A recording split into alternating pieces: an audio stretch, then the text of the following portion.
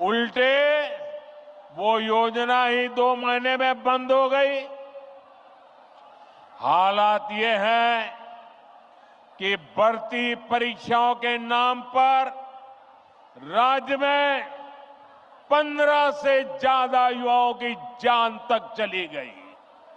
15 नौजवान, उस मां के लाडले, उस बहन के भाई, इस सरकार की गलत व्यवस्था के कारण अपनी जान गंवा बैठे। प्रदेश सरकार संवेदनशील होने की जगह जख्मों को कुरेदने में लगी है।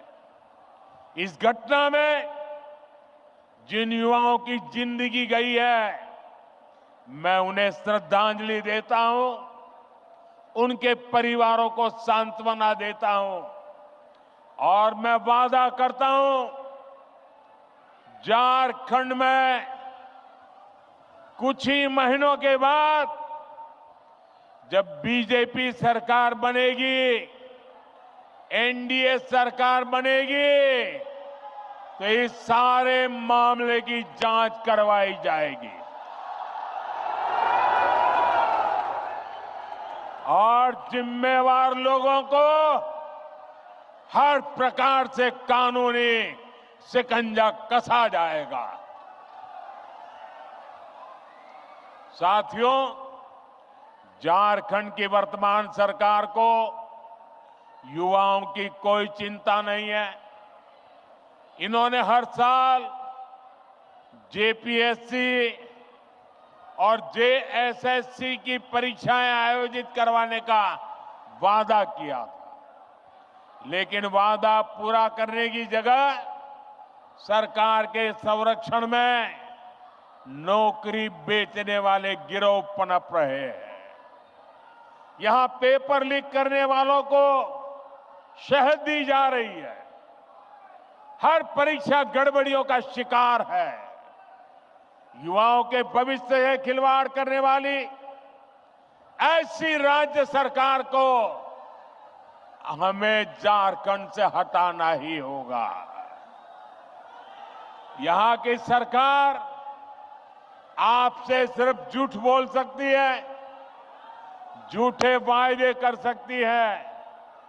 भाई और बहनों, गरीबों को झांसा देने के लिए इन्होंने पेट्रोल डीजल देने में की योजना भी चलाई थी।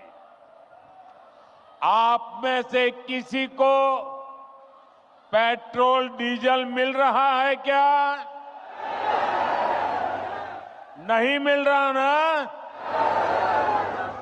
क्योंकि ये वो योजना भी झूठा दिलासा था, उसे भी 2 महीने में बंद कर दिया गया। अब ये महिलाओं को पैसे देने के नाम पर गरीबों को भरमाने के लिए नए नए तिकड़म लगा रहे हैं। इसलिए आपको ऐसे धोखेबाजों को सरकार से बाहर निकालना है। साथियों, वादे करना और उन्हें पूरा करना ये केवल बीजेपी ही करती है। एक और हमारी सरकार है। हमने चुनाव में गरीबों को 3 करोड़ और पक्के मकान देने का वादा किया था। पिछले महीने इस सरकार ने इसको मंजूरी भी दे दी है।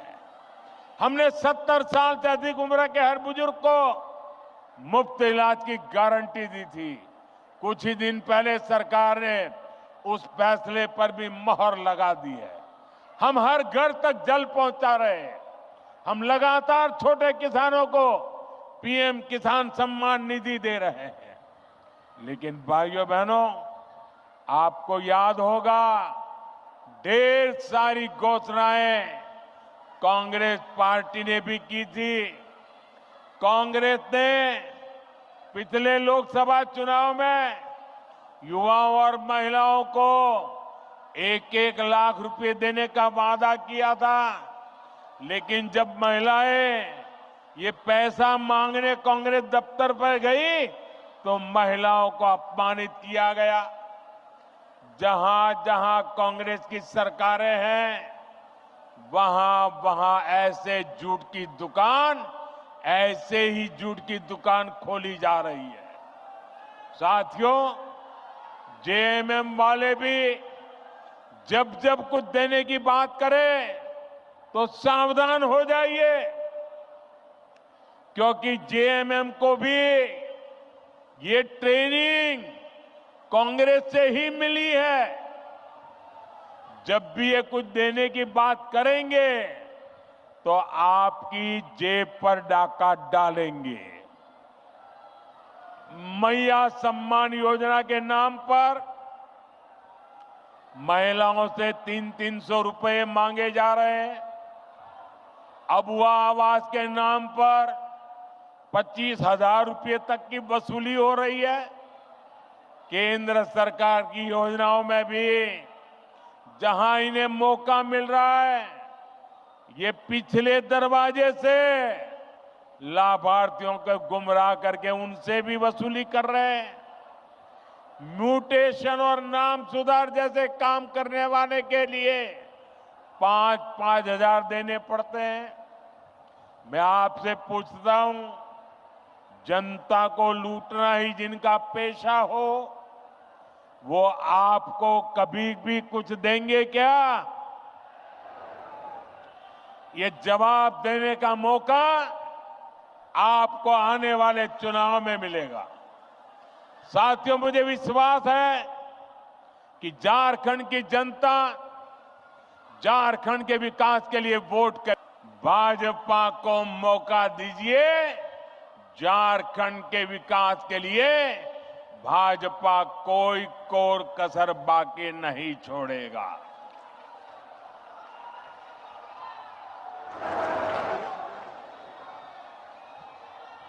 साथियों, झारखंड के 3 सबसे बड़े दुश्मन हैं। ये झारखंड के दुश्मनों को झारखंड के लोग जितना जल्दी पहचानेंगे, उतना झारखंड का भाग्य सुनिश्चित होगा। झारखंड के ये 3 दुश्मन हैं,